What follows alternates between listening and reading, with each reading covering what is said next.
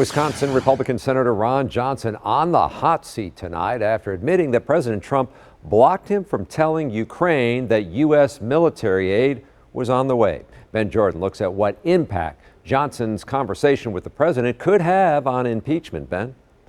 Charles, back in August, Senator Johnson said he heard that President Trump was considering not allowing military support to be sent to Ukraine and called to try to convince him otherwise, an effort he says the president dismissed.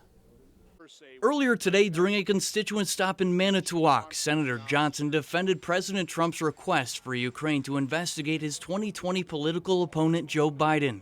And if there's evidence of some potential crime where there may be evidence in some other country to really call for cooperation. There's nothing per se wrong with that. But Senator Johnson says he wasn't on board with President Trump's plan to withhold funds from Ukraine. I don't care about Biden's campaign, but I do care about corruption. President Trump said several times this week that he wants Ukraine to investigate meddling in the 2016 election and whether former Vice President Joe Biden withheld aid to Ukraine until a prosecutor who is investigating his son was fired.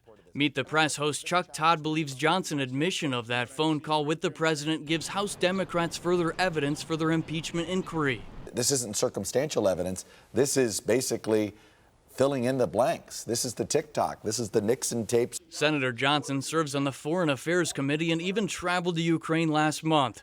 UWM political professor Mordecai Lee says Johnson could be an important piece to this unraveling controversy. I still can't imagine that President Trump is going to get impeached. But after today, after Senator Johnson's example, you really start wondering if maybe there is there.